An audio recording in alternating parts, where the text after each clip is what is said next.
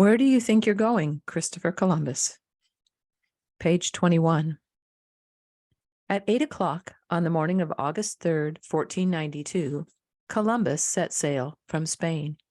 He had 3 ships, the Niña, the Pinta, and the Santa Maria, on which he sailed, approximately 100 men, a company of cats to take care of rats that were always on shipboard, and an interpreter to speak to the people of the Indies. The interpreter spoke Arabic, but this was such a foreign-sounding language that Europeans expected all foreigners to understand it.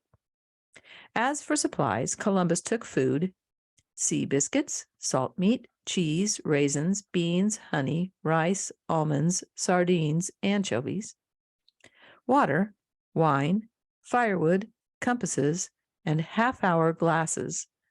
A ship's boy kept track of the time by turning the glass every half hour to let the sand trickle the other way. He took cannons, crossbows, and muskets in case the natives of strange islands were unfriendly, and in case they were friendly, he had a large stock of bells, scissors, knives, coins, beads, needles, pins, and mirrors to exchange for gold or any other treasure that was handy.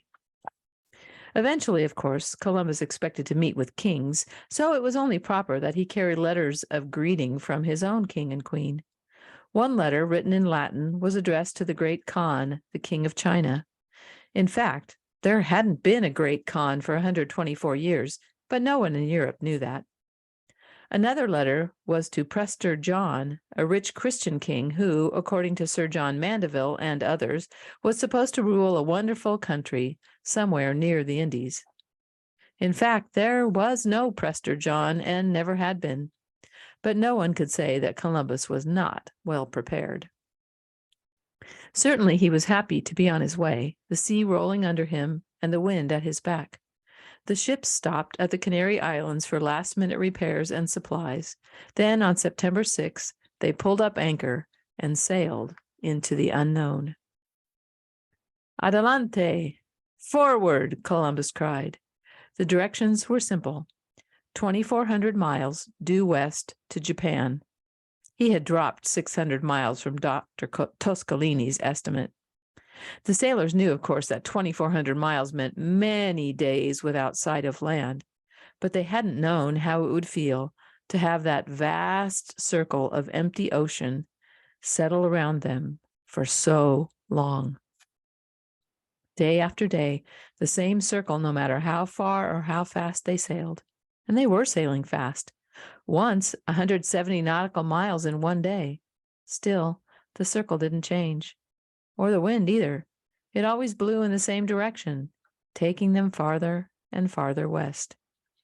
Yet, if the sameness of the sea and the wind was scary, it was also scary to remember that they were in the unknown, where anything might happen at any time. When a meteor with a long branching tail of white fire streaked into the sea one night, they were terrified. Oh, it was a bad sign, the sailors cried. They should have stayed home. And what did the Captain General, Christopher Columbus, say? Adelante, was what he said. It was all he ever said. When the sea turned into a meadow of green and yellow floating weeds, he said it. Adelante, right through the weeds. When the wind dropped so that they could scarcely move, it was Adelante again. When they had sailed beyond the point where Japan was supposed to be, he repeated, Adelante. It was too much. Some of the sailors decided that they were being led to their death by a crazy man. Why, Columbus didn't even know enough to be afraid. He was actually enjoying this trip, talking about how soft the air was, how pleasant the mornings. At night, he would stare at the sky for hours at a time, as if he were reading a love story that he couldn't put down. More than once, the sailors thought how easy it would be to push Columbus overboard some night when he was standing on deck drunk with the stars. But Columbus had ways to quiet the men. For one thing, he never let them know his actual reckoning of the distance covered each day. He pretended that they had not gone as far as he thought they really had, so the voyage would not seem as long and the people would not be frightened. Moreover, he kept pointing out encouraging signs that land was near. a live crab in the weeds, a whale. Columbus supposed that whales stay near land. One day they saw 4 land birds together. A great sign, Columbus said. 4 birds wouldn't be lost. One day it rained, a drizzling rain. Land rain, Columbus said, just like at home. At sunset on September 25th, Martin Pinzon, captain of the Pinta, shouted, "Tierra, tierra!" Land, land. Men clambered up the rigging of all 3 ships for a better view. Yes, it was land all right. Glory be to God. At last, at last. Martin Pinzon was especially grateful. The person who sighted land first had been promised a handsome reward by the king and queen. On September 26th, there was no sign of land anywhere. They must have seen clouds on the horizon that looked like land.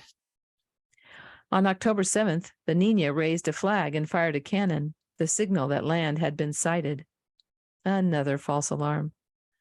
Maybe they'd never find land, the men grumbled. Maybe there was no land in the west. On October 10th, the men announced that they could stand it no longer. They must turn back. Well, of course, they should have known what Columbus would say. And of course, he said it. Adelante. There was no use complaining, he told them. He had come to find the Indies, and by San Fernando, he'd find them. 3 days, he said. Give him 3 days, and they'd have land. The next night, Columbus gave orders that instead of dropping anchor, the 3 ships would sail right on. But look sharp, he said, and to the first man who sighted land, he promised a silk doublet or jacket in addition to the royal reward. Columbus watched as eagerly as everyone else. At 10 o'clock, he noticed a light, like a wax candle, wavering on the horizon. He couldn't be sure, so he asked a servant standing nearby. Yes, the servant said, there did seem to be a light. But then it disappeared, and Columbus put it out of his mind. At 2 o'clock in the morning, a cannon was fired from the Pinta. A young seaman named Rodrigo had seen white sand cliffs looming up in the moonlight. This time, there was no doubt. They had been at sea 37 days since leaving the Canary Islands, and at last they had reached land. The 3 ships lay to, and with the first light of morning, everyone rejoiced to see a large, level island. So green, Columbus said, it was a pleasure to gaze upon. For Columbus, it was a triumph, solid proof that he'd been right all along. Here he was, in the Indies, fulfilling a plan that God had worked out for him step by step. When Rodrigo claimed the silk doublet and the royal reward, Columbus said no, he had himself sighted land when he'd seen a light at 10 o'clock. How could it be otherwise?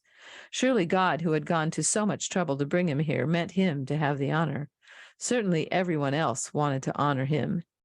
As soon as he had gone ashore and taken official possession of the land, the island, the men crowded about Columbus, congratulating him, calling him admiral, governor general, viceroy, and begging his forgiveness for their moments of doubt.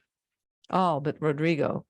He was so mad at Columbus that the first chance he got, he went to Africa and became a Mohammedan. Columbus named the island San Salvador. Certainly it wasn't Japan. There were no palaces, and the only sign of gold was the gold rings that the natives wore in their noses. Indeed, that was all they wore. The people were as naked, Columbus said, as their mothers bore them, which, of course, was pretty naked. Otherwise, they were normal looking. They didn't have umbrella feet or eyes on their shoulders. But as the Spaniards were surprised to see naked natives, the natives were even more surprised to see dressed Spaniards. All that cloth over their bodies. What were they trying to hide? Tails, perhaps? The natives pinched the Spaniards to see if they were real and agreed that, pale as they were flesh and bone. But where had they come from? There were no such people in the world they knew. They must have dropped down from the sky. So they gave the sky people what gifts they had: cotton thread, darts, and parrots. In return, they received glass beads and tiny bells that went chooka chooka when they were shaken.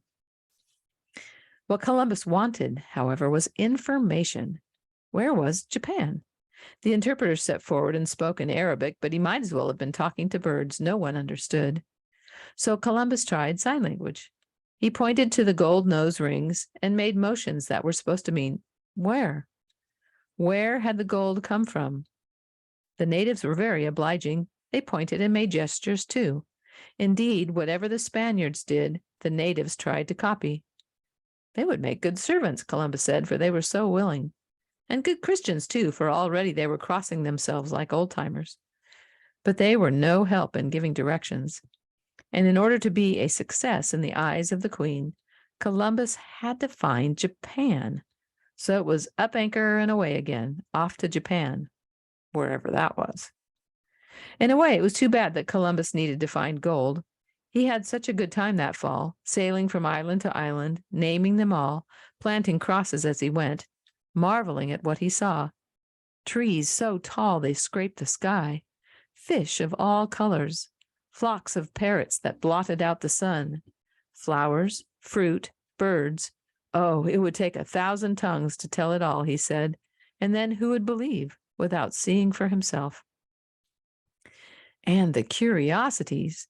There were dogs that didn't bark, a type of yellow hound that grunted instead of barking. There were hanging beds, hammocks, mermaids, which were really sea cows or manatees, canoes that held 40 men and more, and a leaf that men rolled up and with one end lighted, stuck the other end up their nose and puffed. Tobacco. He saw no human monstrosities in his travels, but he heard about them. From natives whom he'd taken aboard at San Salvador and taught a little Spanish, he was told of an island where men had dogs' heads, another where they had only one eye. Didn't this sound just like the stories that Sir John Mandeville told? But Columbus wasn't finding Japan.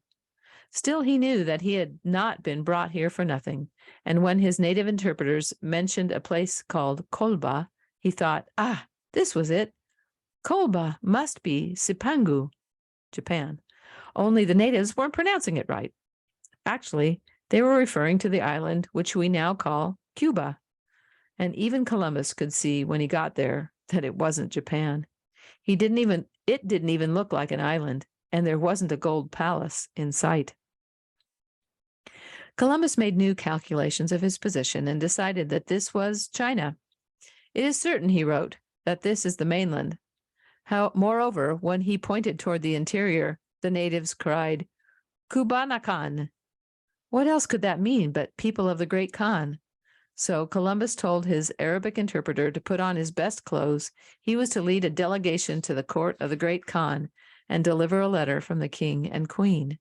A native guide would show him the way. 6 days later, the delegation returned.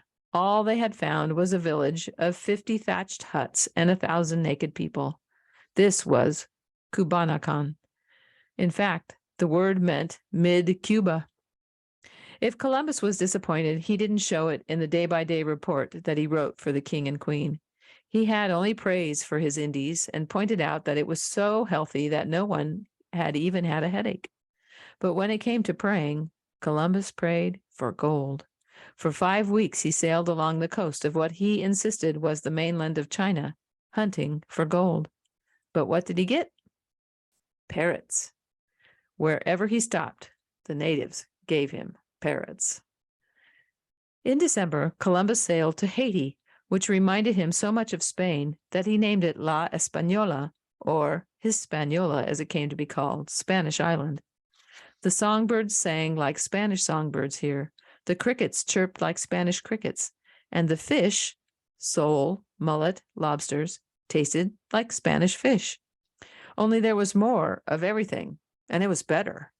Indeed, Columbus ran out of adjectives to describe this island. If he told the whole truth, he said, he would be accused of exaggerating, like Marco Polo. Best of all, there was gold. Not a lot, but some. Small chunks, which the natives gave the Spaniards along with parrots and bread. Once a chief presented Columbus with 2 pieces of hammered gold.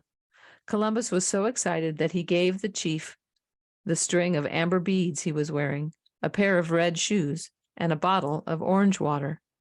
Encouraging as this was, however, Columbus knew there wasn't nearly enough gold to satisfy a queen. He had to find the gold mine that this gold had come from. Meanwhile, he was enjoying the natives, the friendliest he had met in all his travels. Night and day they came to the ships, men, women, and children. some swimming, some in canoes. On December 23rd, Columbus estimated that in the course of 1 hour, more than 1,000 persons visited the ships. Among the visitors this week were messengers from a nearby king who invited Columbus to visit him. As a gift, the messengers brought a belt 4 fingers wide, embroidered with red and white fish bones. The centerpiece was a mask with ears, nose, and a tongue of hammered gold. The king had much gold, the messenger said, even banners of gold, for he lived near the source. Cipangu. The messengers didn't say Cipangu, Columbus admitted in his report.